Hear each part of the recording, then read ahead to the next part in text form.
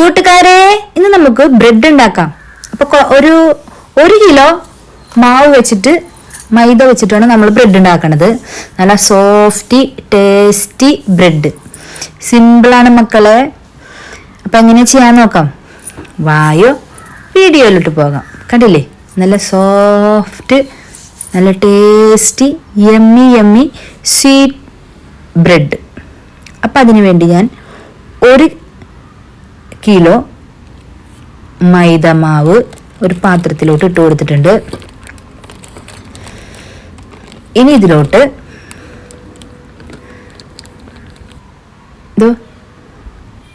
ഇതുപോലൊരു സ്പൂണിൽ 16 teaspoon table സ്പൂണോളം പഞ്ചസാര 16 ടേബിൾ സ്പൂണോളം പഞ്ചസാര ചേർത്തിട്ടുണ്ട്.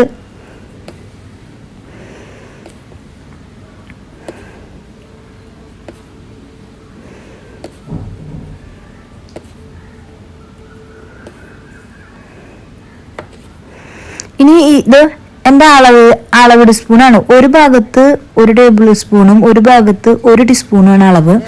അപ്പം ഞാൻ 1 ടീസ്പൂണിൽ 4 ടീസ്പൂണ് ഉപ്പ് ചേർത്തിട്ടുണ്ട്. ഇനി എൻ്റെ മോളാണ് വന്ന് ചേർക്കണത്. ഒരു 8 ടേബിൾ സ്പൂണോളം ഓയിൽ ചേർത്തിട്ടുണ്ട്. അമ്മാവ ഹെൽപ്പ് ചെയ്യാൻ വരാന്ന് പറഞ്ഞിട്ട് ഒരാൾ ചെയ്യണ പരിപാടിയാണ്, ഹെൽപ്പിംഗ് പരിപാടിയാണ്. അപ്പൊ 8 ടേബിൾ സ്പൂണോളം നമ്മൾ ഓയിൽ ചേർത്തിട്ടുണ്ട്. ഓയിലിന് പകരം നിങ്ങൾക്ക് ബട്ടർ വേണമെങ്കിൽ യൂസ് ചെയ്യാം. ഇനി ഞാൻ ഈസ്റ്റാണ് ചേർക്കുന്നത്. 3 ടീസ്പൂണോളം ഈസ്റ്റ് ചേർത്തിട്ടുണ്ട്.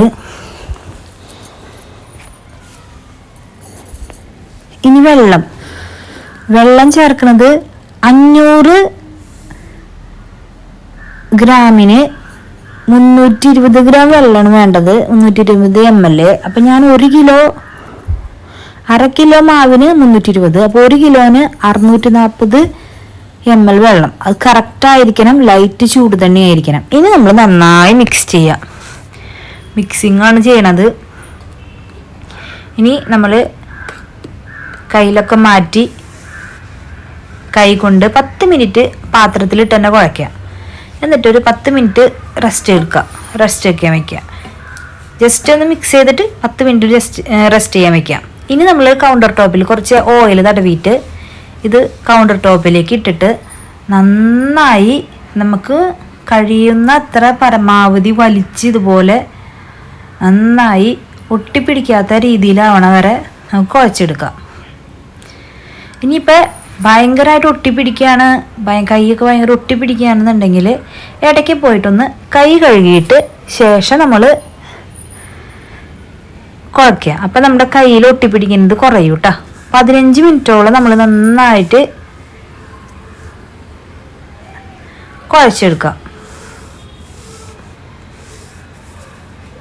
കണ്ടില്ലേ, ഇതുപോലെ കത്തിയോ അല്ലെങ്കിൽ ഇത് കേക്ക് ചെയ്യാൻ ഉപയോഗിക്കുന്ന അതുപോലെ എന്തെങ്കിലും ഉണ്ടെങ്കിൽ നമ്മളിങ്ങനെ കോരി സെറ്റ് ചെയ്തെടുക്കാം കേട്ടോ.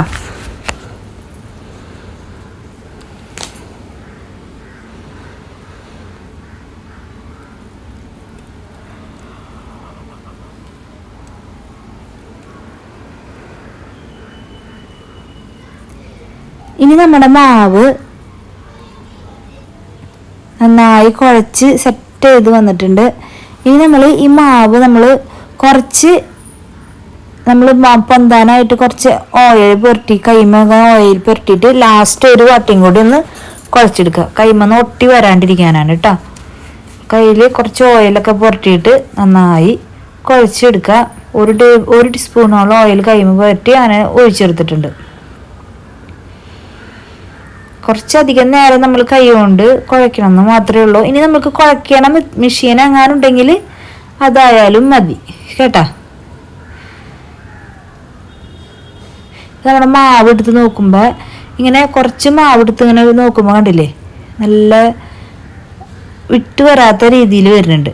ഇതേ പരുവം ആയിക്കഴിഞ്ഞാൽ നമ്മളൊരു പാത്രത്തിൽ കുറച്ച് ഓയിൽ തടവി അതിലേക്ക് ഇട്ട് കൊടുത്ത് റെസ്റ്റ് ചെയ്യാനായിട്ട് വയ്ക്കുക. 2 മണിക്കൂറോളം റെസ്റ്റ് ചെയ്യാൻ വയ്ക്കുക. 2 മണിക്കൂറിന് ശേഷം നമ്മൾ നോക്കുമ്പോൾ നന്നായി പൊന്ത് വന്നിട്ടുണ്ടാവും. ഉണ്ടല്ലേ, നന്നായി പൊന്തി വരട്ടെ. പൊന്തി വന്നത് നമ്മൾ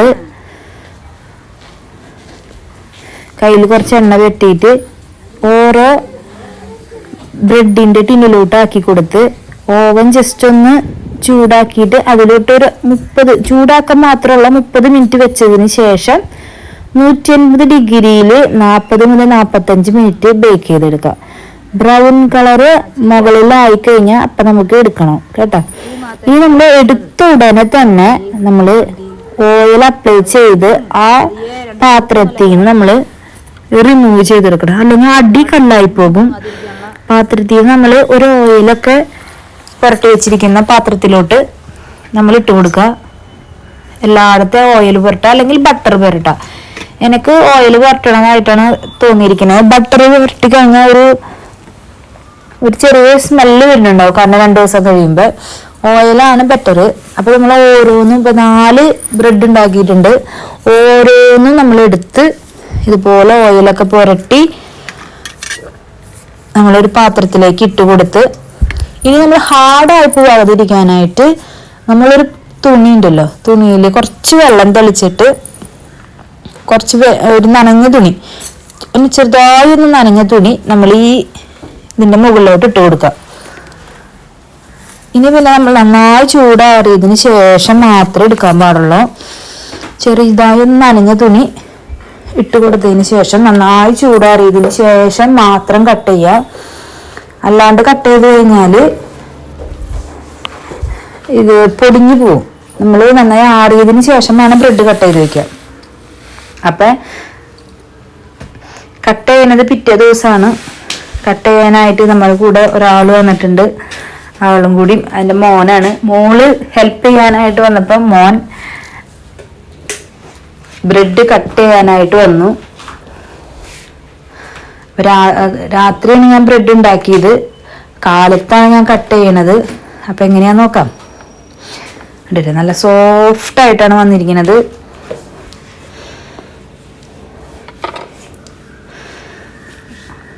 കണ്ടില്ലേ, ഉൾഭാഗമൊക്കെ നന്നായി വെന്തിട്ടുണ്ട്.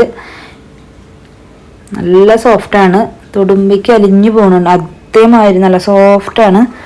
ഇനി നമ്മൾ ഓരോ പീസായിട്ട് കട്ട് ചെയ്തെടുക്കണം. കാലത്ത് തന്നെ ഒരാളെ എനിക്ക് ശേഷം തന്നെ ഒന്ന് നോക്കണ പരിപാടിയാണ്.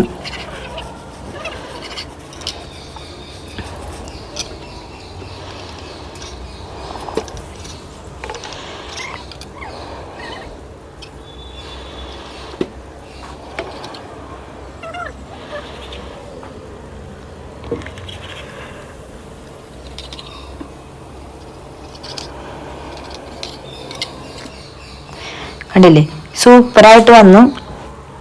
നമുക്കൊരു ബ്രെഡ് പീസ് എടുത്തിട്ട് എങ്ങനെയാന്ന് നോക്കാം. സോഫ്റ്റൊക്കെ കണ്ടില്ലേ, നല്ല സോഫ്റ്റായി വന്നിട്ടുണ്ട്. അതുപോലെ തന്നെ ഒരു കൈ കൊണ്ട് തന്നെ ഇങ്ങനെ മുറിക്കുമ്പോൾ അത്രയ്ക്ക് നല്ല സോഫ്റ്റായിട്ട് വരുന്നുണ്ട്. നിങ്ങളെല്ലാവരും ഇതുപോലെ ചെയ്തു നോക്കുക. ചെയ്തു നോക്കിയാൽ മാത്രം പോരാ, പുതിയ പുതിയ പുതിയ വീഡിയോസ് നിങ്ങൾ ഇടുന്നത് കാണാൻ ഇഷ്ടപ്പെട്ട ലൈക്ക് ചെയ്യുക, ഷെയർ ചെയ്യുക, സബ്സ്ക്രൈബ് ചെയ്യുക. ഞാൻ ഇനി പുതിയ പുതിയ വീഡിയോസായിട്ട് നിങ്ങളുടെ മുന്നിലേക്ക് വരുന്നതാണ്. അപ്പം എല്ലാവരും സപ്പോർട്ട് ചെയ്യില്ലേ. അപ്പം ഞാൻ പുതിയ വീഡിയോ ആയിട്ട് വരാട്ടെ. Bye bye.